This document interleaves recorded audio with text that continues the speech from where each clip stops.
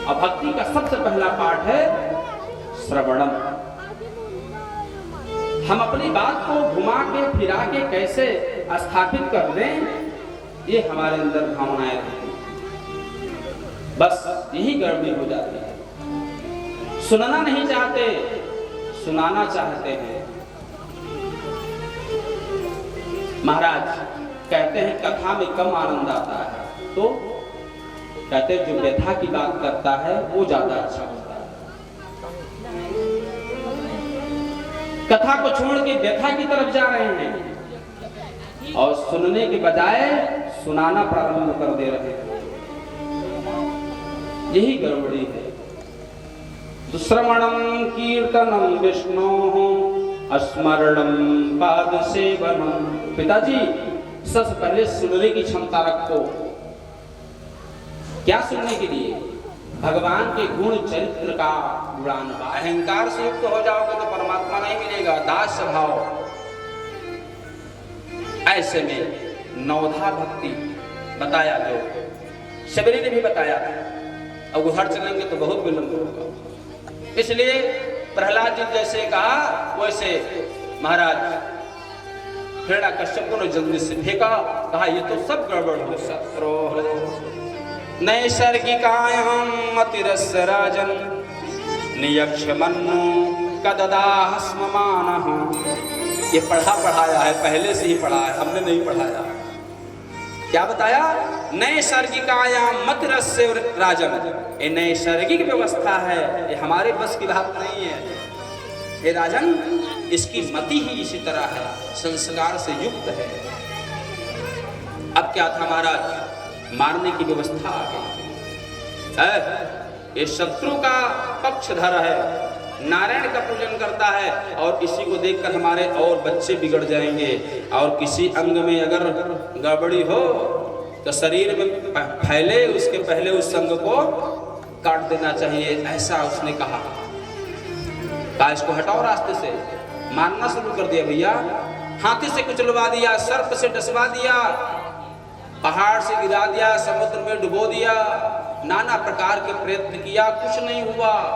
अपनी बहन को बुलाया, बहन ने कहा सुनिए भैया हमारी सहायता लीजिए, मेरा नाम होलिका है, मैं नहीं चलती अग्नि में, और इसको लेके बैठेंगे ये भस्म हो जाएगा, काम बन जाएगा। होलिका ने कहा चलो, हिरण्यकश्यप ने कहा चलो काम हो जाए। चिता बढ़िया तैयार किया गया, लकड़ी का खूब सारा गट्ठर इकट्ठा किया, उसी में बैठ गई होलिका भगवती।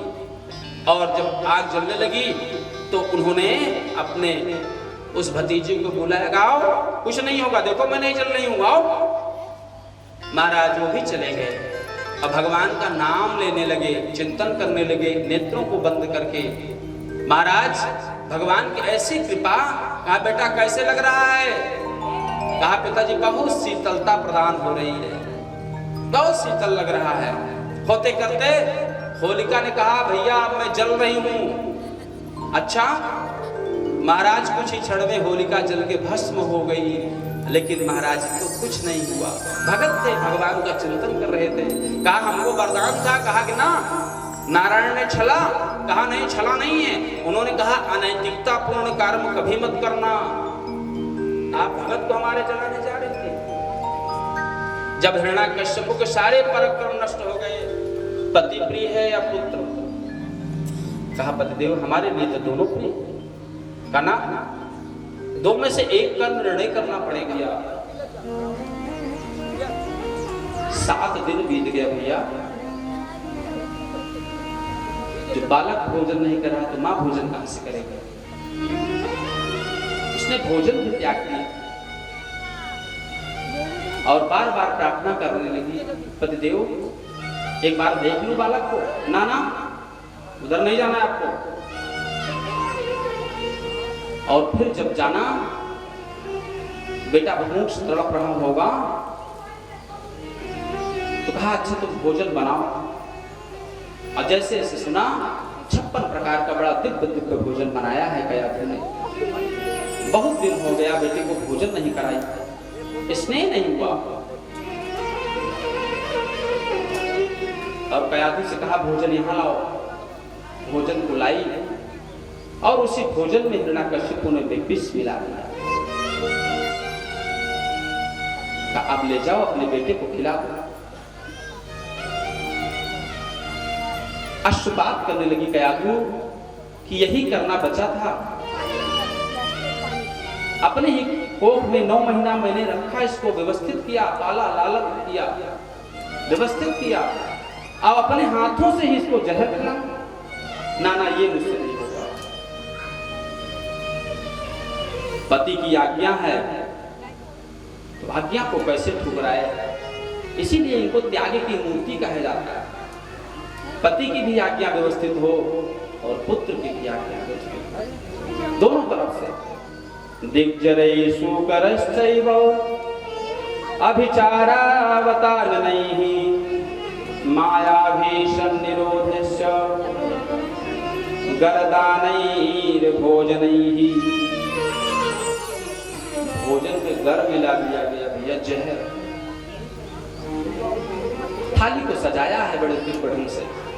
अश्रुपात करते हुए कयाधु धीरे धीरे भोजन का पात्र लेकर आगे बढ़ती हैं और बढ़ते बढ़ते जैसे आगे जाती हैं, पैरों की आवाज को सुन करके छोटे से बच्चे प्रहलाद समझ जाते हैं कि मेरी माँ।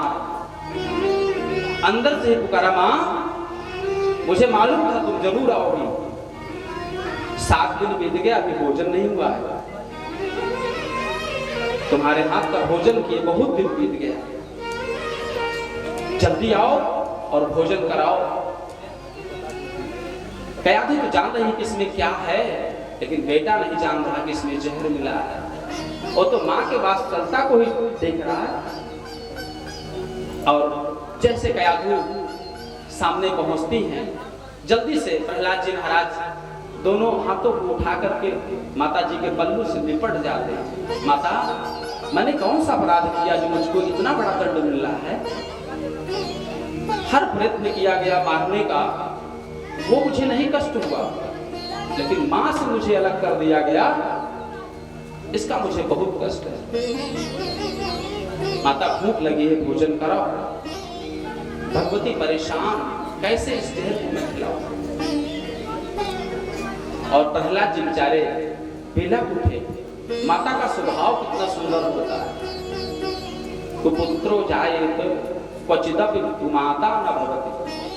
पुत्र कुपुत्र हो सकता है, लेकिन माँ कभी कुमाता नहीं होती। तो प्रेम उसी तरह रहता है। बड़े दिव्य दिव्य भाव प्रकट किया।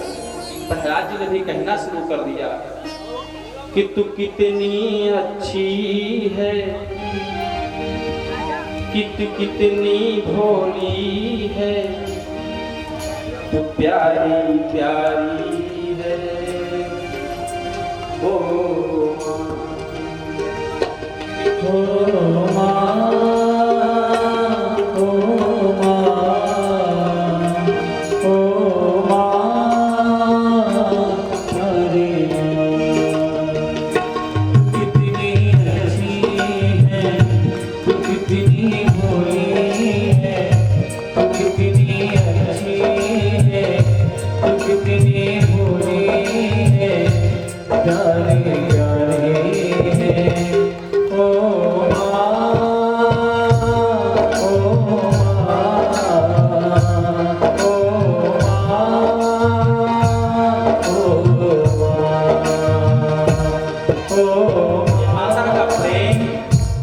बेटे के प्रति 9 महीना गर्भ में रखी है ना, कष्ट नहीं होगा।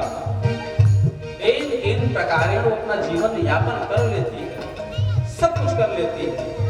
बेटा बड़ा हो जाता है, माँ को डांटता है, पीटता है, तब भी कुछ नहीं बोलती। लेकिन कोई माँ को बेटे से अलग करे, ये उससे बर्दाश्त नहीं होता। हाँ, इसीलिए वो बालक छपट करके माँ के पल्लू को पकड़ करके रोने लगा। नहीं तुझे सुख कोई, अपना नहीं तुझे सुख कोई। मैं मुस्काया तो मुस्काई, मैं रोया तो रोई। मेरे हंसने पे, मेरे रोने पे, मेरे हंसने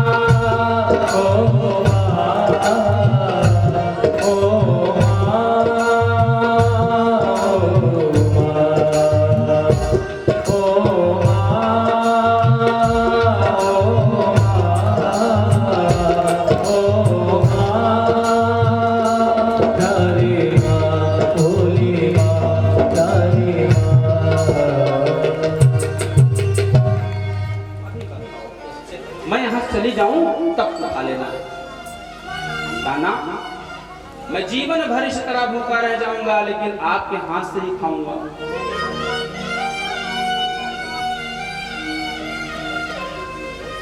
प्रहलाद जी ने जब आग्रह किया तो माता जी ने तोड़ा तो, लेकिन खिलाने की सामर्थ्य नहीं आ रही। माता जी रुको रुको रुको, क्या हुआ? अरे मैं भोजन नहीं किया तो मेरे भगवान कैसे भोजन किए होंगे? वो भी तो 7 दिन से भूखे हैं। और तुलसी डाल करके गंगा जल न केवलम में भवतश्च राजन, राजन कह दिया, पिताजी नहीं कहा। अब प्रजा और राजा की बात आ गई। अब पिता और पुत्र का संबंध समाप्त। पिताजी न केवलम में, सिर्फ मेरे अंदर वो परमात्मा नहीं विद्यमान है, भवतश्च भूयः, वो आपके अंदर भी विद्यमान है। अच्छा, कहा जो बड़े बड़े बलशाली होते हैं उनके अंदर जो काम है।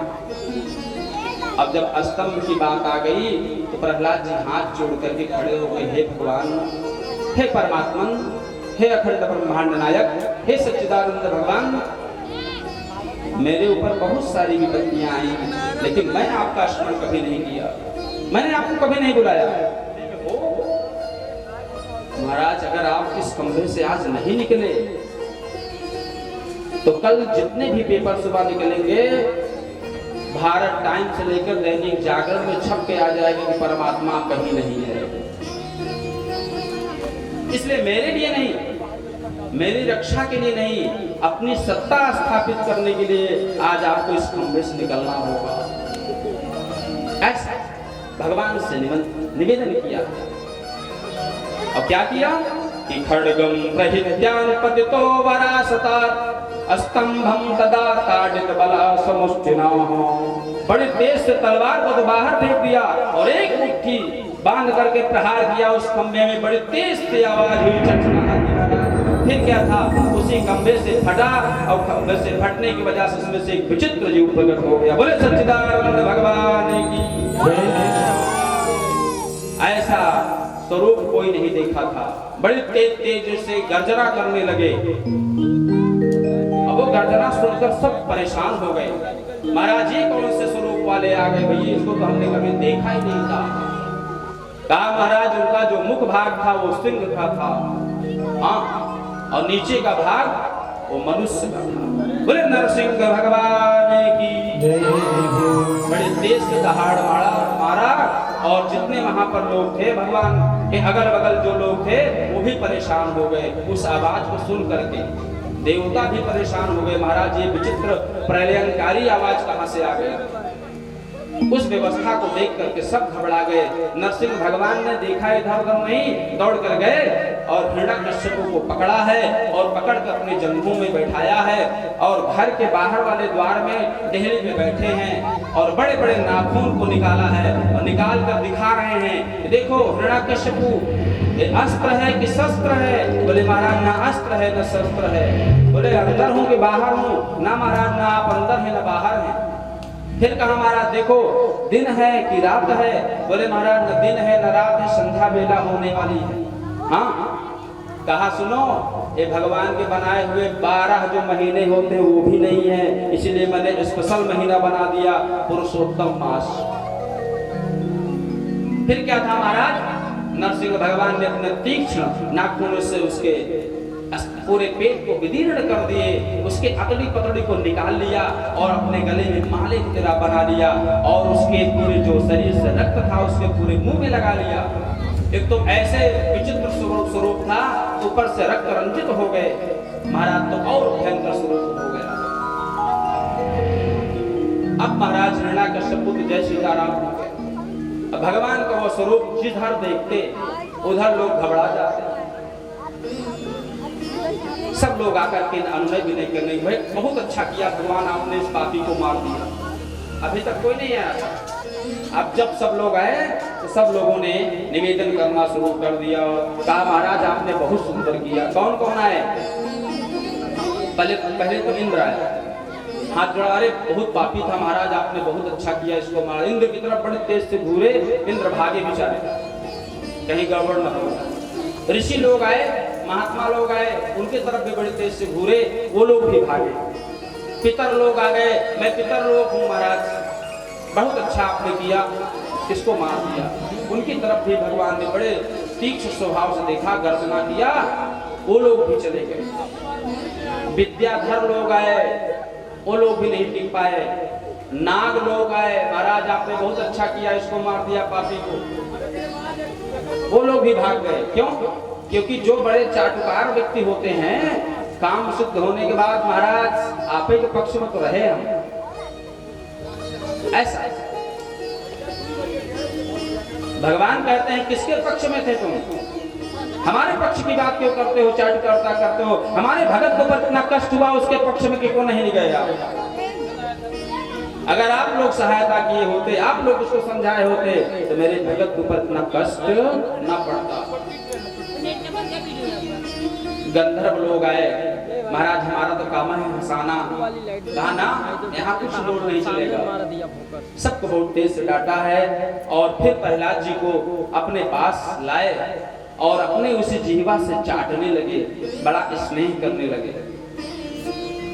नारद जी ने कहा भैया भगवान ऐसे नहीं मानेंगे, विचित्र स्वरूप है।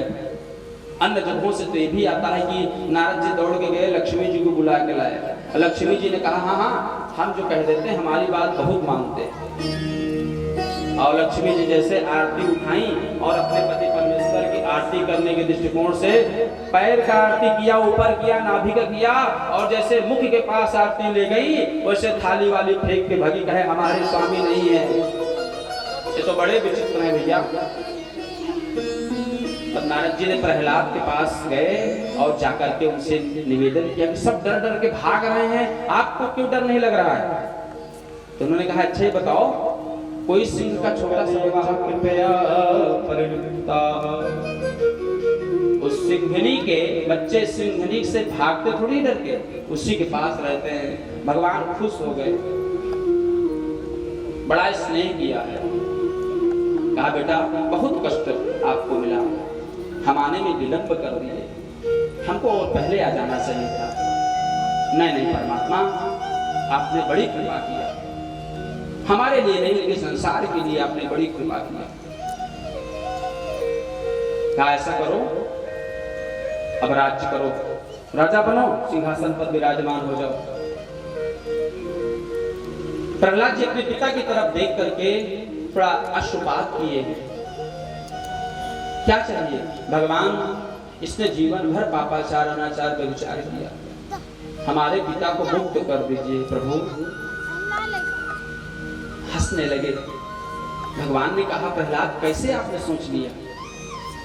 जिसका पुत्र इतना बड़ा वीतरागी हो, इतना बड़ा भगत हो, उसका पिता नरक में जा सकता है क्या? ये उसके कर्म से नहीं है, आपके कर्म से है। जिसके खानदान में कोई महात्मा हो जाता है, दंडी स्वामी जाता है, 10 पूर्वांग 10 परांग आते, और कोई फिर कुल खानदान में कोई महात्मा जब बन जाता है, उसकी भी 21 विधि कर जाती है। 10 पूर्वांग 10 परांग का मतलब समझते हैं? प्रहलाद जी ने क्या कहा, कैसे कहा? यन्मय थुनादि गृह मेधि सुखम हितुक्षम कंडूयेन करवेरिहि दुख दुखम। कहा महाराज इस संसार में जो मैथुनादि क्रियाएं हैं, जैसे उस क्रिया को करने से बड़ा कष्ट होता है, उसको आप कह रहे हो कि संसार में आप राज्य करो, भोगो इसको ना। महाराज एक उदाहरण बताया, कहा जैसे किसी शरीर के किसी अंग में खुजली हो जाती है, खुजलाने में बड़ा अच्छा लगता है, अब कुछ देर के बाद बहुत जलन होती है। कहा उसी तरह संसार है कि कंडूयेन करयोरिवहि दुख दुखम, अरे तुष्यन्ति देहि कृपया बहु दुख भाजा, कंडूय तक्कसिजतं विशतेन धीराः। जो धीर लोग होते हैं, जो बुद्धिमान लोग होते हैं, इस संसार सागर में पड़ने की चेष्टा नहीं करते, वो तो सिर्फ यहाँ से मुक्त होने की बात करते हैं। बहुत कुछ देने के लिए परमात्मा ने कहा, बताओ इंद्र का पद आपको दे दें, संसार का सुख वैभव दे दें। कहा अगर कुछ कुछ तो मांग लो। कहा महाराज अगर कुछ देने की आग्रह करते हो तो एक चीज दे दो। बोले क्या चाहिए बोलो तो। कि यदि राशीस में कामान, बड़ा सुंदर भाव है। यदि राशीस में कामान बरदस्तम बरदर्श भव कामानां हृदय संरोहम भवतस्तु वृणे वरम। हे परमात्मा अगर मुझे कुछ देना चाहते हो तो ऐसा वरदान दो कि कुछ मांगने की इच्छा न हो। ऐसा कि तो या तो प्रहलाद जी ने मांगा है या तो फिर भरत जी ने मांगा है। यही प्रयाग में आए और भरत जी को साक्षात प्रकट हो गए प्रयागराज महाराज। बोले भरत जी इतने बड़े साधु हमारे घाट पर आए हैं, जो मांगना हो सो मांग लो। 4 पदार्थ भरा भंडारू, धर्म अर्थ काम मोक्ष। प्रयागराज के पास सब भंडार भरा है, प्रयागराज है, राजा है। कहा जो मांगना हो मांग लो। भरत जी ने कहा क्या दोगे तुम, दे सकते हो? बोले हाँ। कहा जन्म जन्म मोहि राम पद यह वरदान नयान। दे सकते हो? अगर कुछ देना चाहते हो तो मेरे परम पिता परमेश्वर अखंड ब्रह्मांड नायक सच्चिदानंद के पाद कदमों का प्रेम हो जाए। ऐसा ये भाव है, ये भक्तों के भाव हैं। ऐसे ऐसे भगत हुए महाराज। भगवान ने जब बाली को मारा, क्यों मारा आपने हमको?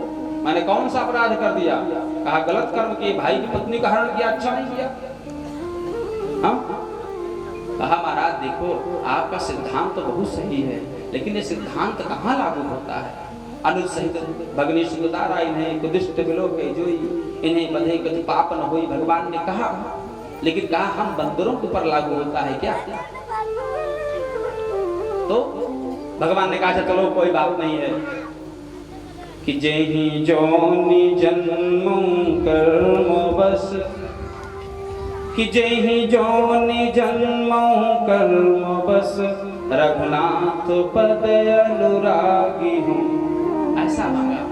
हे परमात्मा अगर जिंदा करने की इच्छा है तो अब जिंदा मत करो, जैसे मेरे कर्म हो, जैसे मेरे सुकृति हो, जितना मैंने पुण्य अर्जन किया है उसी के द्वारा मेरा जब जन्म हो। मैं ये नहीं कहता मुझे राजा बनाओ, मुझे बहुत बड़ा महात्मा बनाओ ना,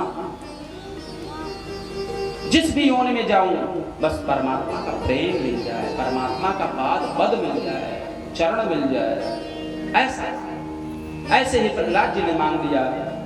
यदि राशीस में कामान बरास्तम बरदर्श भव कामानां हृदय संरोहम भवतस्तु वृणे वरम। हे परमात्मा ऐसा दो कि कभी मांगने की इच्छा ही ना हो।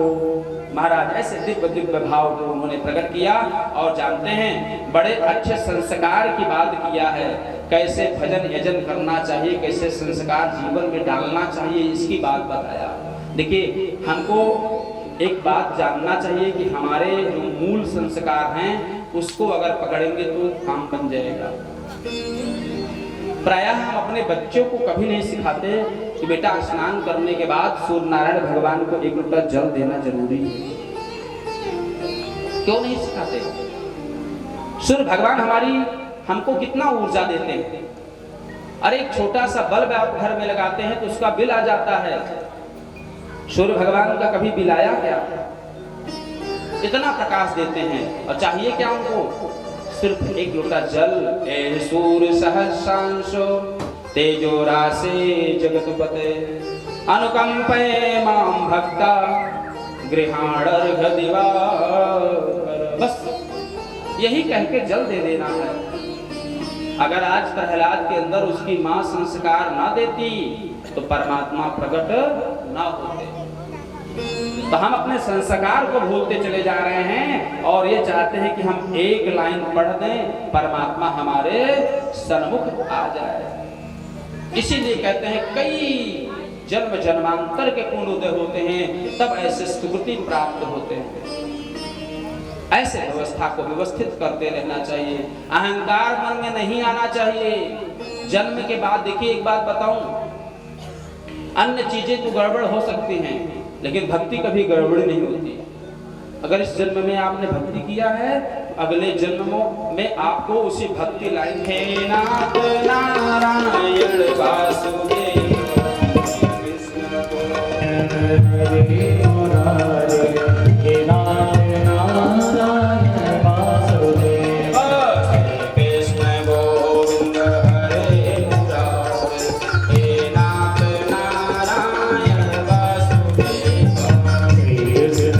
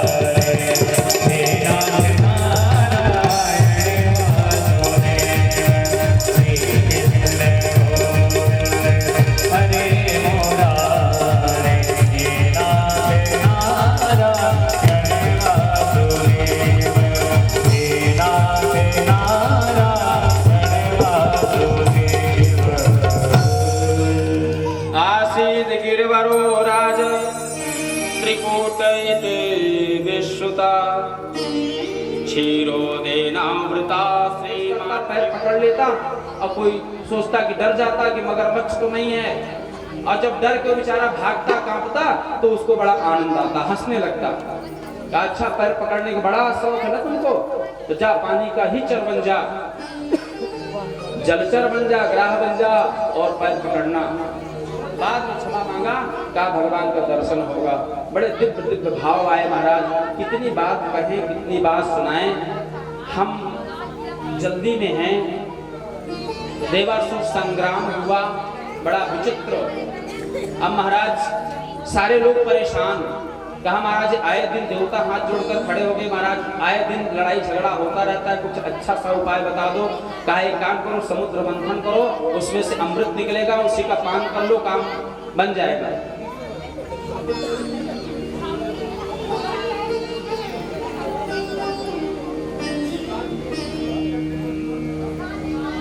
कहा महाराज अकेले कैसे समुद्र मंथन करें, कहा अपने भैया को बुला लो। कहा अच्छा। कहा महाराज जो तो विरोधी पक्ष के हैं, कह रहे ठीक है, भाई तो एक ही हो, माता अलग अलग है, पिता तो एक है, अदिति के ही पुत्र थे, अदिति से देव, चलो समुद्र मंथन करें और उसको निकाला जाए। अच्छा अभी तक तो लड़ाई झगड़ा में डटे थे, अब बड़े भैया कह रहे हो। भगवान ने समझाया था, कहा आही मूसक इव, एक सिद्धांत है, एक सर्प पिंजड़े में बंद है टोकरी में, और एक चूहा वहीं पर घूम रहा है। तो सर्प ने कहा चूहा भैया, और जैसे भैया कहा चूहा खुश हो गया, पहली बार किसी ने भैया कहा सर्प ने। हाँ बताओ। कहा ये जो टोकरी है इसको तुम अपने दांत से काट दो, हम बाहर आ जाएंगे। अच्छा तुम बाहर आ जाओ, हमको खा जाओ। कहा नाना अरे भैया हो, हम आपके लिए। चूहा खुश हो गया, उस टोकरी को काट दिया, सर्प निकल आया बाहर, और जैसे बाहर आया उसने उसको जैसी तरह। तो इसी तरह उन्होंने भी कहा कि चलो समुद्र मंथन करें, और जब उसमें से अमृत निकलेगा तो आप लोग उसको पा लें। समुद्र मंथन हुआ, महाराज कहते हैं 14 रत्न निकला। भागवत में 14 रत्न की बात नहीं आई है, 11 रत्न तक की बात आई है, लेकिन 14 रत्न निकला, और जिसके भाग में जो आया सो ले लिया। महाराज विष निकला तो सब लोग छटपटाने लगे, बोले अब क्या करें। कहा महाराज अब इसको तो कोई नहीं लेगा। सब लोग अनुनय विनय किए, शंकर बाबा के पास पहुंचे और उनसे कहा कि भैया इसको आप ही ग्रहण करो। कहा अच्छा, जो विष निकलेगा तो हम, अमृत निकलेगा तो आप लोग। बगल में भगवती बैठी थी, कहे इनसे पूछ लो, तब अर्धांगिनी है, आधाधिकार इनका है। बाद में भगवती ने अनुमोदन कर दिया, भगवान शंकर जी ने रा कहा और विष को पी लिया, माँ का मुख बंद कर लिया। कहते हैं महाराज कंठ में ही रुक गया, और उसी को पीने से महाराज इनका नाम एक पड़ गया, नीलकंठ भगवान। बोले नीलकंठ भगवान की जय। बड़े दिव्य ढंग से और सारी चीजें निकली, सबको विभाजन करते करते, व्यवस्थित करते करते सब हो गया। अब महाराज देवासुर संग्राम हुआ, उसमें से भगवती भी निकली, अमृत भी निकला, मोहिनी भी निकली। महाराज सबको वितरित किया, और फिर महाराज देवासुर संग्राम भी हुआ। जिस संग्राम के कहा महाराज भगवान प्रकट हो तमारुखिनम विप्रसुता तु तर्के। कहा सुनो, खूब सारा जमीन मांग लो, धन वैभव मांग लो, यश कीर्ति जो चाहते हो मांग लो। यहाँ तक भी कहा गाम कांचनम गुणवद धाम पुष्टम, गाय मांग लो, गांव का गांव मांग लो, कांचनम सोना चांदी मांग लो, तथा कुतम चा विप्र कन्याम, और कहो तो जैसे तुम बामन अंगुल के हो उतनी बड़ी बामन अंगुल की एक कन्या ढूंढ के तुम्हारा विवाह करवा दें। ऐसा नहीं कहा नहीं, ये सब कुछ नहीं चाहिए मुझे। फिर क्या चाहिए महाराज? कहा बस 3 पग, और 3 पग में उन्होंने मांगा पदान 3 दैत्रेंद्र संवितम पदा मम। 3 पद मांगा महाराज, संकल्प किया। शुक्राचार्य ने मना किया, कहा देखो ये सब सिद्धांत यहाँ लागू नहीं होता, गड़बड़ हो जाएगा। नारायण है, कहें नारायण है तो तब तो और अच्छी बात है, हमने संकल्प दे दिया है। 3 पद नाप लिया, तो 1 पद में कैसे महाराज हो पाएगा? तो उसने तर्क दिया, कहा धन बड़ा होता है कि धनी? अभी तक तो आपने हमारे ऐश्वर्य को नापा, और बड़े दिव्य ढंग से उसको स्तुति दिया, और उसको निजधाम पाताल लोक को भेज दिया। कहा वहीं अपना राज्यपाठ देखो, पदम तृतीयम कुर शीर्ष में निजम। है प्रभु अपना पैर हमारे निज शीर्ष पर रखो। अब कहने को तो बहुत कुछ है, इतना कहूँ कि अगर हमसे पूछा जाए तो 1 वर्ष इसी तरह की कथा चले तब भी शायद पूर्ण हो जाए। तो भगवान की विशेष कृपा है। कितने अध्यायों को हमने छोड़ा, कितने अध्यायों को हमने प्रणाम किया है। इतने दिव्य दिव्य बात, जितने श्लोक पढ़िए उतना सार निकलता है। हाथ जोड़कर परीक्षित जी खड़े हो गए और अब निवेदन करने लगे, हे प्रभु इन राजाओं की कथाओं को सुनकर तो बड़ा मन विह्वल हो जाता है।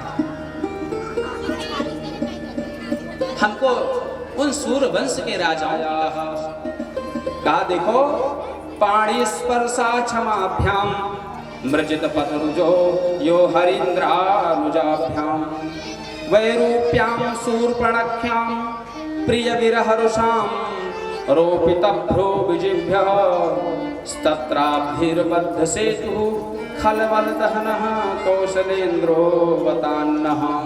एक श्लोक में पूरी सूर्यवंश की बात को बता दिया। बोले कैसे महाराज?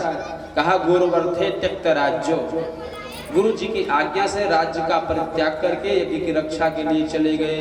फिर क्या हुआ महाराज? पदभ्याम प्रियायाः, और अपने प्रीतम के विरह में टहले बन को रोपित भोजनाम और खलदल वहनम कौशलेन्द्रो वतान्नः, और राक्षसों का वध किया, कौशलेंद्रो बताना, और वो कौशलेंद्र के नाम से स्थापित हो गए। बस एक श्लोक में उन्होंने बता दिया ब्रह्मा जी का प्रकट हुआ, ब्रह्मा जी से मरीचि, मरीच से विवस्वान। इन्हीं विवस्वान नाम के राजा थे। देखिए यहाँ पर विशेष ध्यान दीजिएगा, विवस्वान नाम के एक राजा थे और उन्हीं विवस्वान राजा का नाम सूर्य भी था। विवस्वान सूर्य, ये सूर्य भगवान नहीं, हाँ विवस्वान नाम के सूर्य थे और वहीं से सूर्य वंश चला राजा का नाम। ये सूर्य वंश यहीं से हुआ। इन्हीं के श्राद्ध नाम के और मनु, इनकी पत्नी का नाम श्रद्धा था और इनकी यहाँ संतान की बड़ी समस्या थी, शुरू से कोई संतान नहीं थी। तो इन्होंने यज्ञ कराया और यज्ञ में श्राद्ध देव चाहते थे कि पुत्र हो और उनकी पत्नी चाहती थी कि बिटिया हो जाए। तो कहा दक्षिणा पंडित जी बढ़िया देंगे, ऐसा मंत्र पढ़ो कि बेटा हो। और उनकी पत्नी ने कहा फलहार हम कराते हैं, व्यवस्था हम करते हैं, सेवा शुश्रूषा हम करते हैं, हमको तो बिटिया चाहिए। तो पंडितों ने क्या किया, कहा महाराज चलो ठीक है, तथास्तु, जिसके खाए उसके बजाय बिटिया हुई।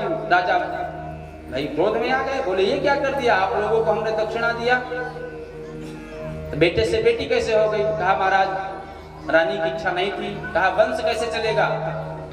तो उन्होंने ही इला नाम की बिटिया थी, इसी को सुब्दुम नाम का पुत्र बना दिया अपने यज्ञ और तपस्या से। और इन्हीं के बाद फिर मनु जी के 10 पुत्र हुए, छाक हुए, इन्हीं के नृग हुए, लिखते सरयाती, सिरयाती के दृष्टि नाम के राजा हुए, घृत हुए, अकरुष हुए, इन्हीं के नरिशंत हुए और इन्हीं के धिषट्न हुए और इन्हीं के आगे चल के नभग नाम के ऋषि हुए, कवि हुए और इन्हीं के बाद सरयाती हुए। सरयाती के रेवत नाम के पुत्र हुए, रेवत के रेवती हुई। इन्हीं रेवती के साथ बलदाऊ जी का विवाह हुआ था। ये रेवती भगवती थी तो रामावतार की, और लेकिन विवाह है बाद में जाके श्री कृष्णावतार में भगवती। ये है इन्हीं के सुकन्या नाम की बिटिया हुई थी जो च्यवन के साथ ब्याही गई।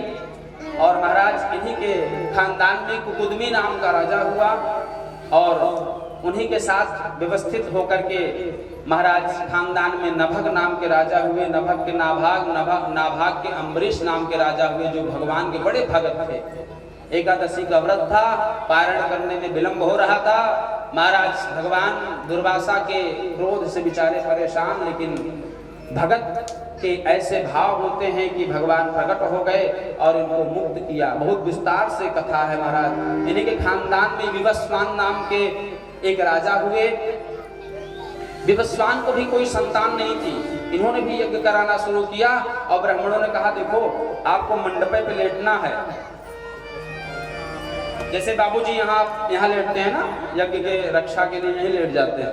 तो उनको रात को प्यास लगी, एक वस्ती कलश नाम का एक कलश रखा था, रात को प्यास लगी, उसी कलश का जल पी लीजिए, उन्हीं को गर्भ हो गया। बड़ी विडंबना हुई, पुरुष को गर्भ हो गया। कहा महाराज तो बड़ा गड़बड़ सड़बड़ हो गया, अब कैसे काम होगा। कहा चलो कोई बात नहीं है। बाद में उन्हीं से पेट को चीर करके उस बच्चे को निकाला गया। तो बच्चा रोने लगा कि दूध कहाँ मिले। अब बड़ी विडंबना हुई तो इंद्र आए, उन्होंने कहा देखो हमारे तर्जनी अंगुली में अमृत है। तो उन्होंने कहा माम धाता, मेरा धारण करो, और उस अंगुली को उन्होंने दे दिया, अमृत का पान कर लिए। वहीं से उनका नाम हो गया मानधाता। मानधाता नाम के राजा हुए और इन्हीं के सत्यव्रत हुए। सत्यव्रत नाम के राजा हुए। फिर इनके आगे चल करके महाराज हरिश्चंद्र नाम के राजा हुए। हरिश्चंद्र को कौन नहीं जानता, दानी के नाम में नंबर 1 पे हैं। और इन्हीं के पुत्र का नाम रोहित, रोहित के बाहु, बाहु के सगर, जो 18,000 जिनके महाराज यही सगर जी थे जो गंगा जी को लाने का प्रयास किया, प्रयत्न किया अपने पुरखों को तारने के लिए। इन्होंने अश्वमेघ यज्ञ किया था और कपिल आश्रम में महाराज खोदते खोदते गए। इंद्र ने घोड़ा वहां बांध दिया था। कपिल भगवान ने देखा सब नष्ट हो गए। फिर गंगा जी को अवतरण करने के लिए महाराज इन्हीं के खानदान में सगर हुए, सगर के असमंजस हुए, असमंजस के अंशुमान हुए। इन्हें अंशुमान के दिलीप हुए और दिलीप के भगीरथ हुए। यही भगीरथ जी भगवान के गंगा के अवतरण के लिए कारण बने, इसीलिए गंगा का एक नाम भागीरथी हुआ। बोले भागीरथी भगवती की जय। खानदान में रूपर्ण हुए और सौदास नाम के राजा हुए। इनके आगे अस्मत, अस्मत के नारी कवच के खटवांग, और खटवांग के महाराज दिलीप हुए, और दिलीप के राजा रघु हुए, रघु के अज हुए। हाँ, और अज के बाद कौन हुए भैया? अज के दशरथ जी हुए। और दशरथ के यहाँ कौन आए? हाँ, इन्हीं के खानदान में भैया हाँ आए, और बढ़िया दिव्य ढंग से महाराज स्वप्न में दिखाया। कहा भगवती मैं आऊंगा विस्तार से भैया, कहूंगा तो बहुत विलंब हो जाएगा। भगवान प्रकट हो गए चार भुजाधारी करके, बोले माता जी आपकी सुगति के लिए मैं आ रहा हूँ। कहा भर वहीं के आओगे तो सब गड़बड़ हो जाएगा। आइए दो बार हम लोग भी भगवान का दिव्य ध्यान करते हैं। अभी देखिए सुखदेव भगवान सावधान करते हैं, पहले मर्यादा में हो जाओ,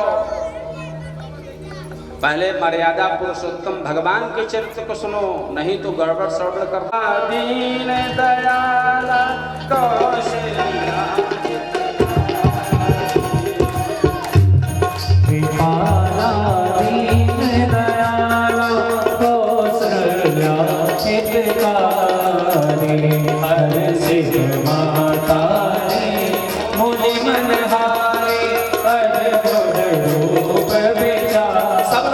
जिनको आता है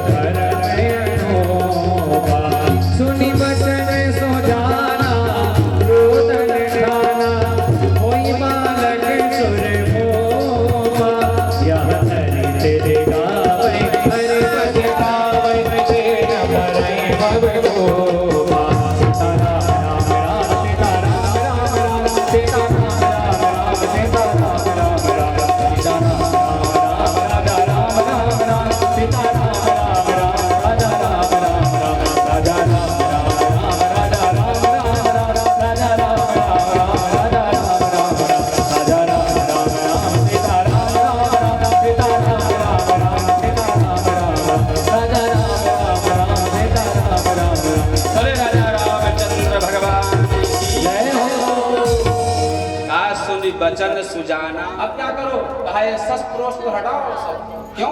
क्योंकि मैंने बाल रूप का दर्शन करने का अनुग्रह किया है, इसलिए कहा फिर क्या करें? कहा अरे अब आ गए हो तो रो।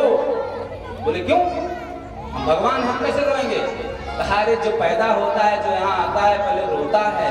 हाँ, पहले जो आता है वो रोता है, फिर उसके बाद वो जाता है तो संसार वाले रोते हैं। इसीलिए भगवान कह दिए बिल्कुल मैं जैसे आप कह रहे वैसे ही करूंगा। भगवान रोने लगे, सुनी बचन सुदाना रोदन, बड़ी तेज से रोए हो। जैसे रोए तो फिर दशरथ जी जान गए कि हाँ क्या हुआ। सब लोगों ने बड़ा सुंदर व्यवस्था किया है। भगवान राम लक्ष्मण भरत शत्रुघ्न चारों भैया इनके बारे में आपको कुछ बताने की आवश्यकता नहीं है। कहते हैं भगवान कितने सुंदर थे, बड़े सुंदर थे भगवान। नव कंज लोचन कंज मुख कर कंज पद कंचारु।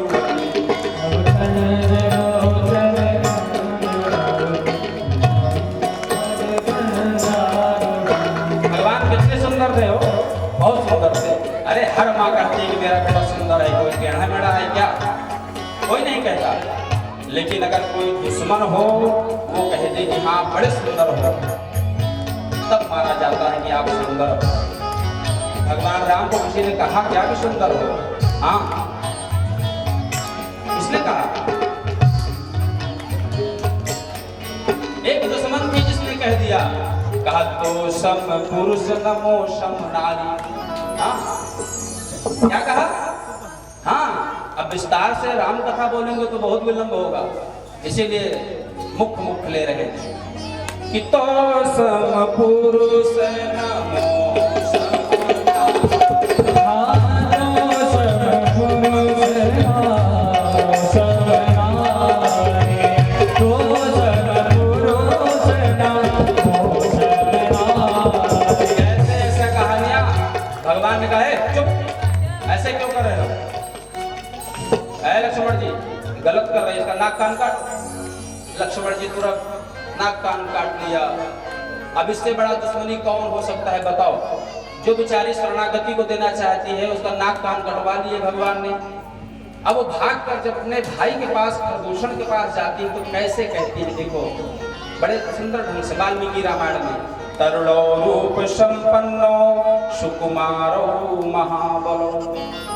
अपने भाई से बता रही है कि तरुणो रूप संपन्नो सुकुमारो महाबलो पुंडरीक विशालाक्षो चीर कृष्णा जिनांबरो।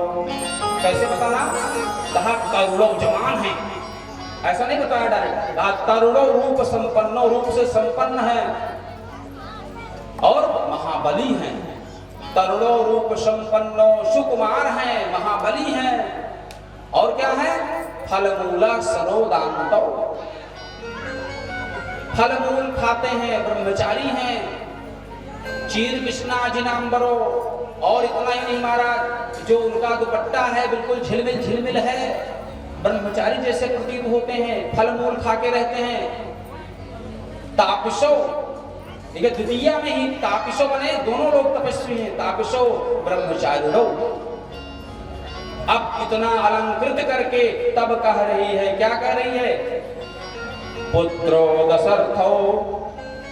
अब बता रही, कह रही दशरथ के पुत्र हैं जिनका नाम है राम लक्ष्मण। अब बताओ, जब इतना सुंदरता का दुखान सूर्पनखा ने कर दिया तो मानोगे कि नहीं भगवान सुंदर हैं? इसीलिए हमने कहा नव कंज लोचन कंज मुख कंज पद कंजारुणम। नव कंज लोचन कंज मुख कंज पद कंजारुणम। बोले सच्चिदानंद भगवान की। इसी छवि को, भगवान की सुंदर छवि को अपने हृदय में विराजमान करो। भगवान रावण का उद्धार करके, अधर्म को नष्ट करके और धर्म की स्थापना किया, राम राज्य की स्थापना किया प्रभु राम ने।